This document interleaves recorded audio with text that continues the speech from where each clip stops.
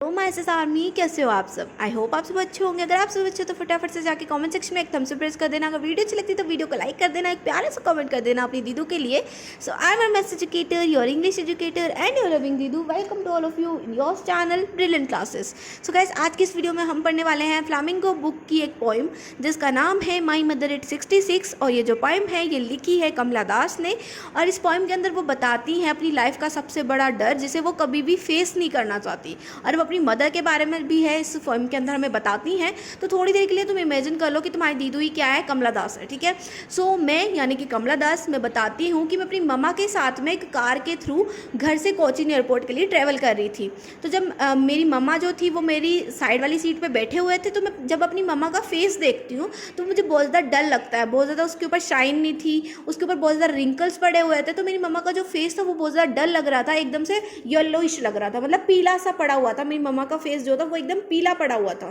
तो वो एक तरह से ऐसे लग रहा था जैसे कि लेट विंटर मून होता है। मतलब जब हम विंटर्स में, जब सर्दियों में हम जब मून को देखते हैं तो जैसे कि वो हमें क्लियर नहीं दिखता। कभी कभार क्या होता है, मून के सामने कभी फोग आ जाती है, कभी बादल आ जाते हैं, तो वो जो मून होता है वो हमें क्लियरली दिख नहीं पाता। वैसे ही जो मेरी मम्मा का फेस था इस टाइम पे वो क्लियर बिल्कुल भी नहीं था। जैसे कि वो यंग एज में जितना क्लियर उनका फेस था वैसा जो क्लियर फेस अभी जो है मेरी मम्मा का नहीं है, क्योंकि वो बूढ़े हो रहे हैं, बहुत ज़्यादा ओल्ड हो रहे हैं।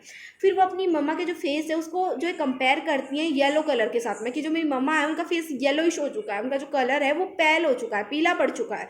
फिर वो बताती हैं जो मेरी मम्मा का फेस है वो ऐश की तरह लग रहा है। अब जैसे कि तुम बहुत सारी अगर कागजों को जला देते हो तो उसकी जो राख होती है कितनी ज़्यादा डार्किश सी हो जाती है ना, वैसे ही जो है मेरी मम्मा का जो फेस था वो भी डार्किश सा हो गया था, बहुत ज़्यादा डल हो गया था। तो मेरी मम्मा का फेस बहुत ज़्यादा डल हो गया था और वो चुपचाप से जो है सोए हुए थे अपने मुंह को खोल करके। उनका जो मुंह था वो खुला हुआ था और वो जो है सोए हुए थे।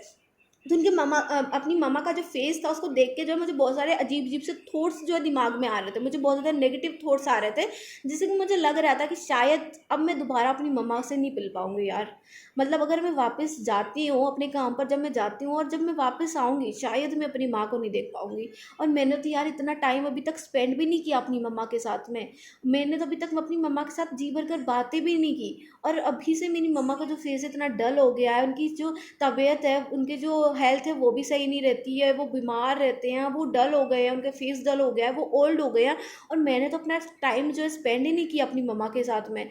तो उनका डर लग रहा था कि शायद मैं अपनी मम्मा को खो दूंगी, शायद मैं उनसे बिछड़ जाऊंगी। और हर बच्चे के लिए ना सबसे बड़ा डर होता है कि वो अपनी मम्मा पापा को कहीं खो ना दे, और इस डर को वो कभी भी फेस नहीं करना चाहते। तो हमारी पोइट भी इस डर को बिल्कुल भी फेस नहीं करना चाहती। वो नहीं चाहती कि वो अपनी मम्मा से अलग हो, लेकिन अब उन्हें अपनी ड्यूटी के लिए या फिर किसी भी काम के लिए, जिस काम के लिए भी वो जा रही हैं, वो करना पड़ेगा और उन्हें अपनी मम्मा से दूर होना पड़ रहा है। तो उन्हें बहुत ज़्यादा डर लग रहा है इस बात का कि शायद वो ना मिल पाए अपनी माँ से। जब वो वापस आएंगी अपने घर पर, जब वो वापस आए तो शायद वो अपनी मम्मा को दोबारा ना देख पाए।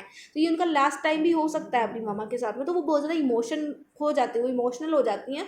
तो मैं इमोशनल हो जाती हूँ बहुत ज़्यादा। तो मैं सोचती हूँ कि ये जो चीज़ें हैं, ये जो मेरे दिमाग में नेगेटिव थॉट्स चल रहे हैं, इनको क्या करती हूँ मैं, डिलीट करके बाहर की तरफ देखती हूँ। उससे थोड़ा सा जो है मैं अपना ध्यान दूसरी तरफ लगाती हूँ, लगाने की कोशिश करती हूँ मतलब।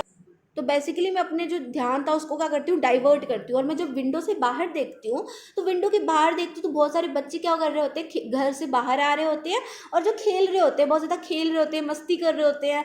और जो ट्रीज़ होते हैं, जो बाहर ट्रीज़ होते हैं, रोड के साइडों में जो ट्रीज़ लगे होते हैं वो भाग रहे होते हैं। मुझे ऐसा लग रहा था कि वो जो ट्रीज़ है वो मेरे साथ रेस कर रहे हैं, मेरी कार के साथ में रेस कर रहे हैं।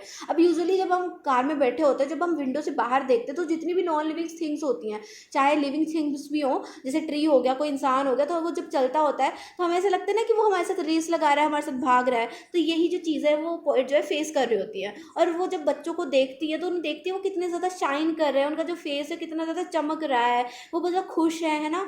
और जब वो अपनी गाड़ी के अंदर देखती हैं तो उनकी गाड़ी के अंदर जो उनकी मम्मा है वो कितनी डल हो चुकी हैं, कितनी ओल्ड हो चुकी हैं, उनका फेस भी जो है रिंकल्स से भर चुका है। तो वो देखती हैं कि कार के बाहर का जो सिनेरियो है वो कितना ज़्यादा डिफरेंट है कार के अंदर के सिनेरियो के। कार के बाहर जो बच्चे हैं वो कितने ज़्यादा खुश हैं, और जो कार के अंदर जो उनकी मम्मा बैठी हुई हैं वो कितनी ज़्यादा ओल्ड है, कितनी ज़्यादा दुखी सी हो गई हैं। तो ये जो चीज़ें हैं वो पोइट है वो फेस करती है। फिर वो बताती हैं कि मैं जो है कोचीन एयरपोर्ट पर पहुंच जाती हूँ, और जब मैं सिक्योरिटी चेक के दौरान मेरी मम्मा जो होती है वो बाहर खड़ी होती है एयरपोर्ट से, और मैं जो है एयरपोर्ट के अंदर एंटर कर जाती हूँ। तो जब मैं वापस से अपनी मम्मा को देखती हूँ, उनका फेस देखती हूँ, तो मुझे वही चीज़ें क्या हो रही होती है, रिमाइंड हो रही होती है, वही चीज़ें जो मैं कार के अंदर सोच रही थी, जो मैंने मम्मा का फेस देखते हुए जो चीज़ें सोची थी, वो जो चीज़ें थी वो मेरे दिमाग में वापस से रिमाइंड हो रही थी। मुझे वापस से लग रहा था शायद मैं अपनी माँ से दोबारा नहीं मिल पाऊंगी, मैं उन्हें दोबारा कभी नहीं देख पाऊंगी। ये जो चीज़ें थी वो मेरे दिमाग में रिमाइंड हो रही थी। फिर मैंने सोचा कि अगर मैं ये सब चीज़ें सोचती रहूँगी तो मैं शायद से अपने फेस के जो इमोशंस होंगे उनको कवर नहीं कर पाऊंगी, और मेरी मम्मा जो है अपसेट हो जाएंगे मुझे ऐसे इमोशनल देख के। तो मैं अपना फेस जो होता है उसको जल्दी से रिकवर करती हूँ, अपने इमोशंस को जो है छुपाती हूँ, और अपनी मम्मा को बोलती हूँ सी यू सून अम्मा। इसका मतलब है कि मम्मा मैं आपसे वापस मिलूंगी। एक तरह से वो एक पॉजिटिव थॉट बताती हैं, एक पॉजिटिव थॉट देती है अपनी मम्मा को कि मम्मा हम दोबारा फिर मिलेंगे।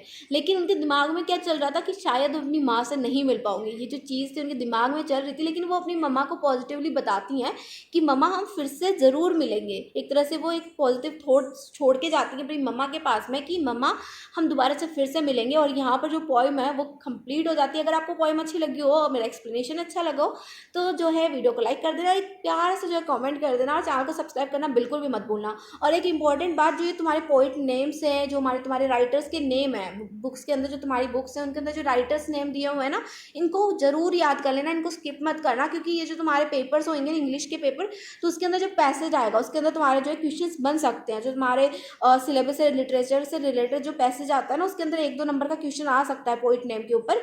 और जो ये पोइम्स के अंदर जो तुम्हारे लिटरली डिवाइसेज होते हैं, जो पोइटिक डिवाइसेज होते हैं, इनको भी याद कर लेना। और इसके लिए मैं अलग से वीडियो बना दूंगी कि पोइटिक डिवाइसेस, सभी पोइम्स के पोइटिक डिवाइसेस के लिए जो है हम अलग से वीडियो बना देंगे, वहां से तुम चेकआउट कर लेना।